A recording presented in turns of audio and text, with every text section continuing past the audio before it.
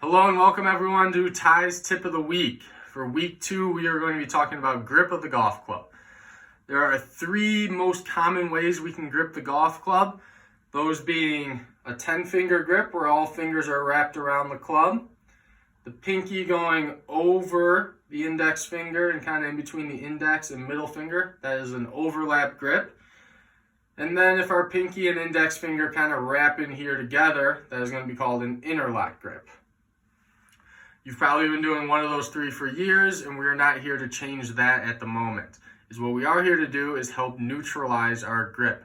Typically, people are going to have too strong of a grip or too weak of a grip, and I'm here to help you get a more neutral grip, which is going to cause better swing habits.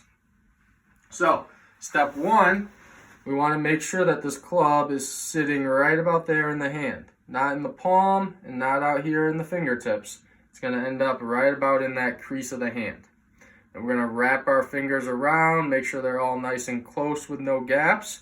And then this thumb is going to go pretty much right down the center of the shaft. Maybe a touch to the right is most ideal. And you're going to notice a crease that forms right in here. And that crease we're going to want going towards our back shoulder. Unfortunately, that's our easiest hand to grip the golf club with. The most important one is the bottom one, or the one most close to the head of the golf club.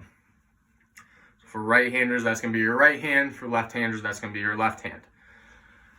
Once you've decided between overlap, interlock, and 10-finger grip, we want to make sure that whichever finger is touching this index finger, it's right up next to it. We don't want to see any gaps right here. You don't want to be able to see this backside of the grip at all. So I overlap, got those fingers, boom, boom. Notice how there's no gaps in that grip right there. And then with our right hand or our bottom hand, we want to put this right over and give this thumb a hug, as I like to say. So we're going to give that a hug. And then we got another crease forming right there. And we want that also going towards our back shoulder. So both creases are going to be going towards our back shoulder. And that is going to produce a more neutral grip. Now, grip pressure is extremely important as well. You want to make sure you're not gripping it extremely tight, but you also want to make sure it's not loose in your hands. I like to believe that the lead hand, the first hand on the golf grip, is going to have most of the grip pressure. And then, like I said, we're hugging this thumb. It's just a nice, gentle hug. We don't want this bottom hand to really be gripping this club hard, or it's going to steer the golf club in ways we don't want.